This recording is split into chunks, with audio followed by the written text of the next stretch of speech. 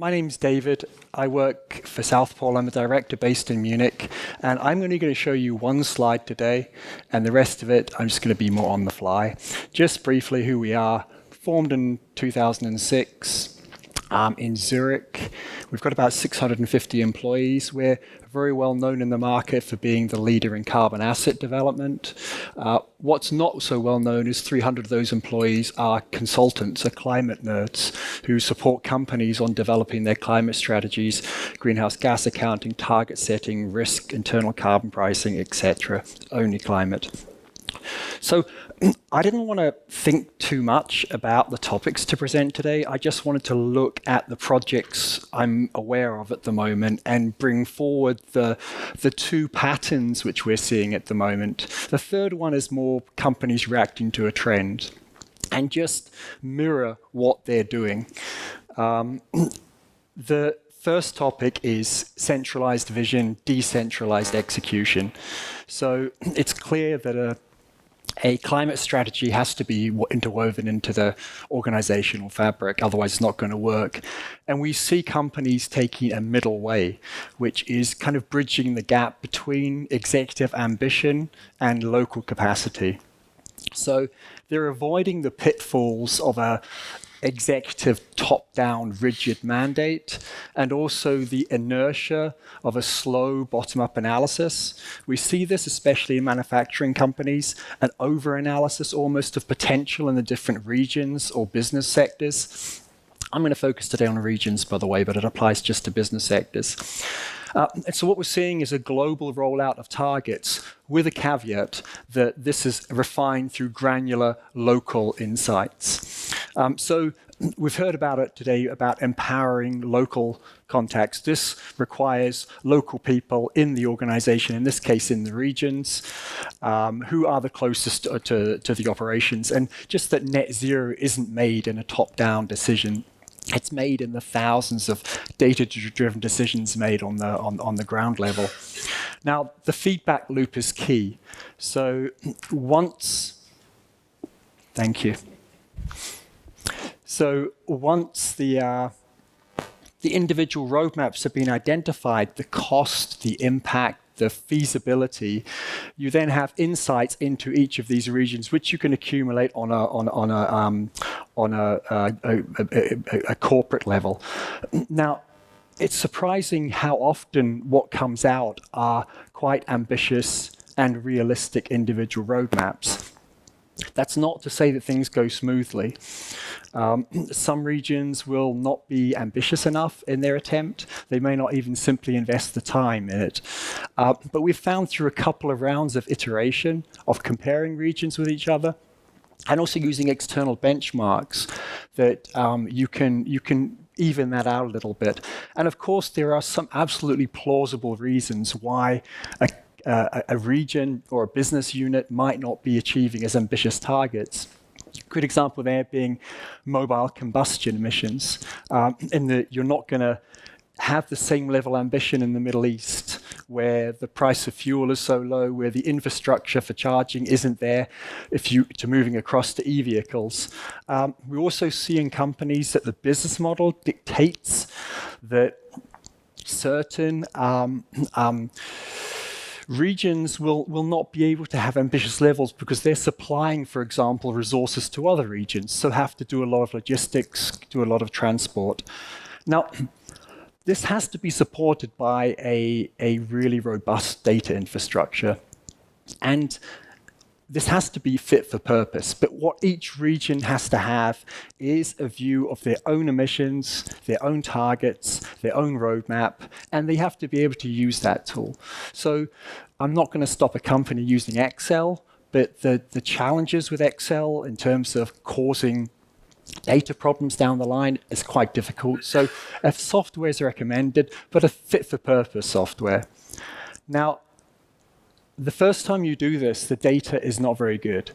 You're asking people to look at emissions reductions for the first time. They have other jobs often.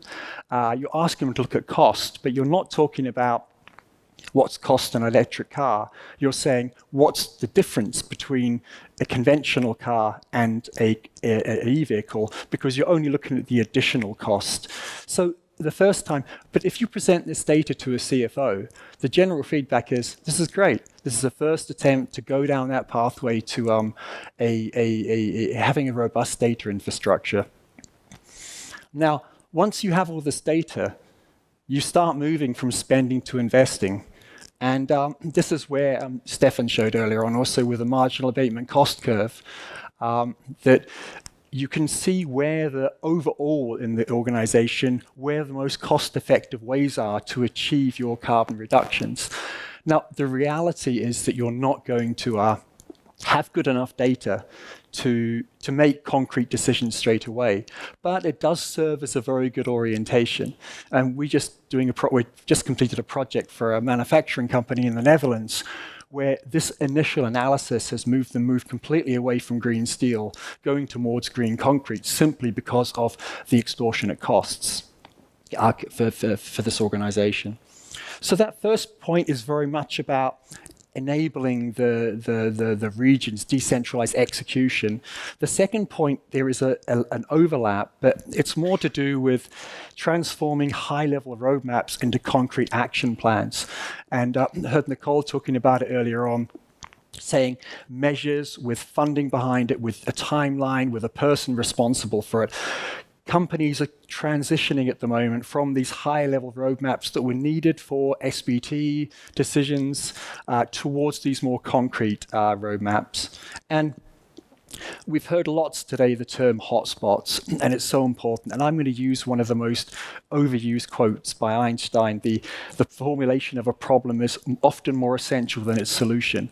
And just you see companies spending time on analyzing what is it actually that's causing these emissions.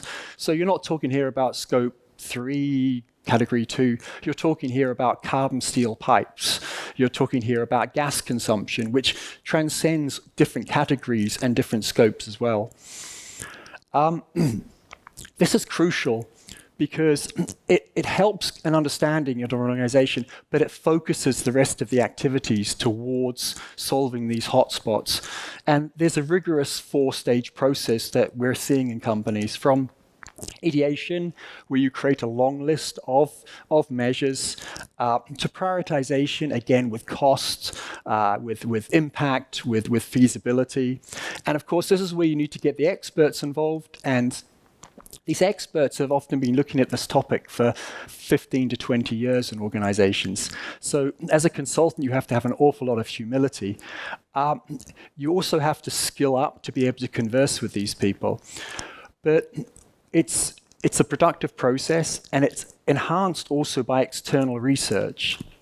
The expert will not be surprised by a new suggestion from a consultant, but they might rekindle some interest. So feasibility is a key part of this project. It's about measures that will actually be implemented afterwards, or at least the probability is very high. Again, we've heard a lot of talk about green steel today.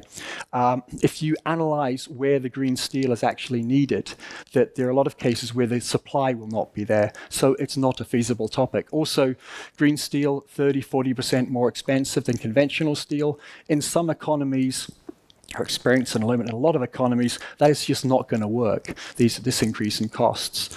I worked for a long time in Siemens in sustainability, and it was shocking when climate consultants would tell us to improve the energy efficiency of our motors to reduce use of soil product emissions. They were talking about 1 to 2%. And we had hundreds of engineers trying to improve the energy efficiency by 0.1%, and that would have been an achievement. So feasibility is key. You get your business cases done with clear financial and environmental outcomes, and you unlock the resources to get to that point of an absolute concrete implementation plan. So again, decentralized execution, rolling it out, going from this high-level plan to a very concrete action plan. The third one is less a evolution in terms of how we're seeing what companies are thinking. more a reaction to developments, which is to do with managing the risks for ongoing emissions responsibility. Now, the terms come up. I'm not sure if everyone's heard it in both rooms, but removal, portrayed it earlier on. But it's about the SBTI new corporate net zero standard guidance talks about the necessity for companies to invest beyond their value chain. And the term being used now in the draft is ongoing emissions responsibility. Up until 2035, that will be voluntary, will be recognized. What's really interesting is that from 2035, it's mandatory for companies to purchase, let's just use carbon credits, there are other options, but to purchase 1% of the carbon credits for 1% of their scope 1, 2, 3 emissions. Now, you're seeing this also from other frameworks. The net zero, the ISO net zero standard is coming out this year. We're involved in that development. So's everyone, it seems, because it's taking a long time, the process. But it's also going to be pushing companies towards using more credits. And then you go across to even a further extreme, which is the controversial VCMI, Voluntary Carbon Market Integrity Initiative guidance on Scope 3 flexibility, which is saying, hey, companies should be able to use high-quality credits to achieve their SBTs. SBTI was also thinking about this. It's unclear if they're still thinking about this now. So what does this mean for companies? Obviously, the impact of cost depends on the type of carbon credits you want to buy, the amount of emissions, and the price. We've just closed a project for a food and beverage company, and in 2035, the estimated costs are $3 million per year, and going up to $100 million in 2050. Now, these are substantial costs, and it's not saying companies should go out tomorrow and purchase this amount. It's just this is a risk topic, and sustainability managers are putting this on the radar screen of their board.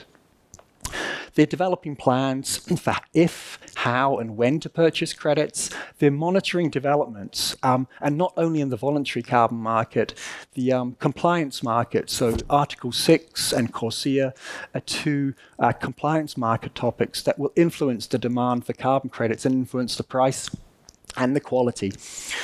So this is all under the banner of risk management. How can organizations reduce the risk in terms of cost, in terms of ensuring that they get a quality supply of a high quality credits? So those are the trends that we're seeing at the moment. Decentralized execution, getting measures concrete with a name and a funding behind it, and doing a bit more risk management when it comes to carbon credits. I think we're still going to be sitting together afterwards. I hope that's still planned, but happy to discuss it further. Thank you.